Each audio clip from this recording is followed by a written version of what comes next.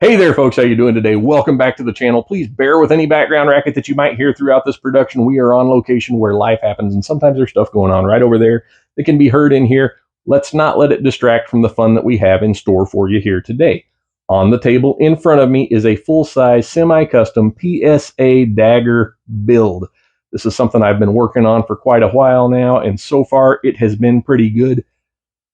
More on that later. We're not here to talk about the pistol, though. Rather, we're going to use it as the platform, or the vehicle, if you will, to talk about what's mounted on top of it. Not only the optic, but also the iron sights. We're going to split that into a two-part video. This is going to be part one, and we're going to cover this set of sights, which was sponsored by XS Sights out of Fort Worth, Texas. Before I get carried away talking about those Addison crew folks over there at XS, I am so sorry. Y'all sent these to me like back in October. For those of you that have been following along, you know this gun wall behind me is something kind of new. We put that in back in January. When I was prepping the studio for all these changes, I misplaced a few things. This was one of them, so I didn't know where they were at. I had other projects going. I just couldn't get to it, but I found them the other day, dropped what I was doing, and I got this content out. I am going to throw up some pictures here of what we're talking about while I talk about it. These are the XS Sights R3D 2.0 suppressor height sights. The model number is displayed across the bottom of the screen here. Just know that that is the set of sights that is made for a Walther PDP. Now, you're probably quick enough that you've noticed that they're not mounted on a Walther PDP. I do have one right there. That's actually the pistol that I ordered these for. But when I got them, I knew they were going to fit on this better. So you might be wondering, Jay, Walther PDP sights fit on a PSA dagger? But wait, there's more. Walther PDP sights not only fit the PSA dagger, they also fit the Taurus G3 line of pistols, and they also fit on Glocks.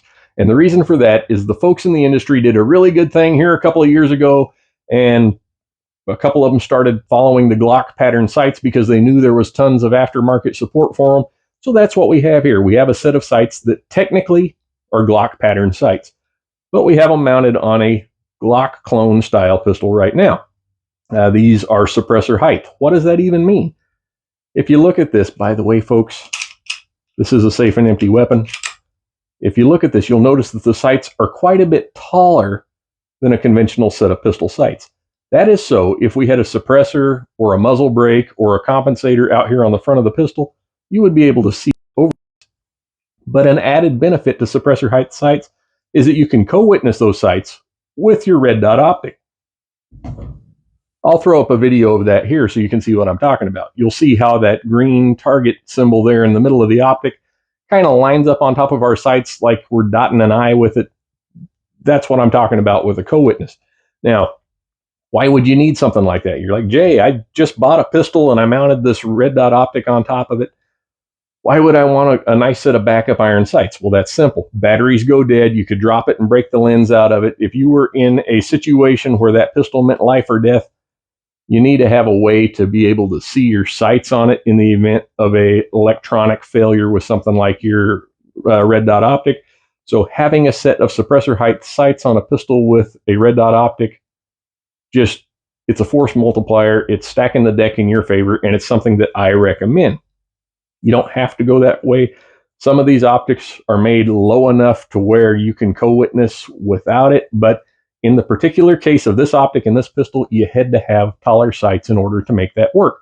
So getting back to what these sights are, this one has the big orange dot in the front, and it has tritium inserts in the back with a black outline and a serrated sight face. For me personally, I think that is the ideal setup for a defensive or fighting handgun. This particular style setup has not been around for a real long time. I first became aware of it with the Ameriglow Trooper sights. I carry them at work. They're really good sights. I love them. I had already purchased them for a couple of my personal pistols when I found these. The R3Ds have all the nice features of the Ameriglow Troopers, but they're brighter. I like them because you can see them better. I'll put up an image here from a previous video we did where you can see how much brighter the XS sights were versus factory Glock sights and versus the Ameriglow Troopers. All right, and here for comparison, on the left, the orange dot is the Ameriglow Trooper on a Glock 19. The green dot in the middle is the XS R3D 2.0, which is also available in orange. And on the right is a Glock factory white outline night sight.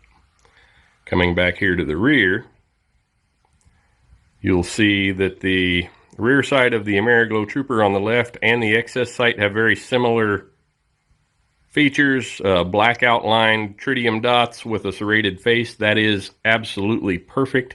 Helps you pick up that front sight. The Glock sight here has the white outline like the front sight.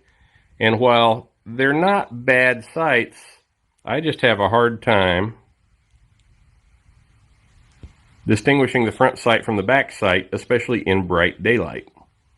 And none of these are particularly old. Of course, night sights only last so long, but I'm going to cut the lights out now so you can see what the brightness levels are of these three sights. The Ameriglow Troopers on this pistol are only about a year old. The XS sights are brand new. And the Glock factory sights on the Glock 19 are about 3 years old. So let's see what happens. Okay, here, and from left to right, again, we have the Ameriglow Troopers. We have the XS sights, which you can see are much brighter. Now, granted, they are a little newer, but that other pair is only about a year old. And then the Glock 3-dot night sights over here on this side are really kind of pale in comparison. Those XS sights are really stealing the show here. And none of those sights were more than just a couple of years old, so keep that in mind. Tritium does fade. It could be the advantage of a brand new set, but they were significantly brighter than either of the other sets. So getting back to that big orange dot on the front, you can also have it in green. My buddy Peter likes the green dot. I like the orange dot. It's just easier for me to pick up with my eyes. So they are available in both orange and green, and it could come down to just personal preference on which one of those is better for you. I say get two pistols and try them both.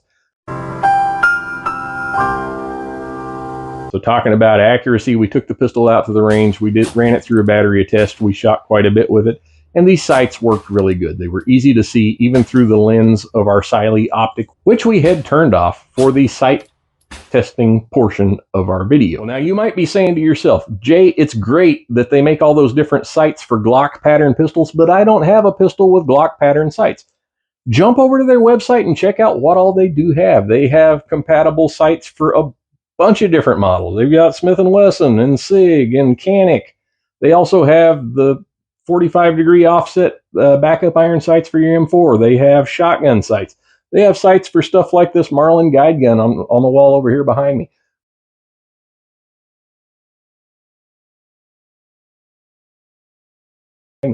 Go check it out and see if they don't have something that'll work for you.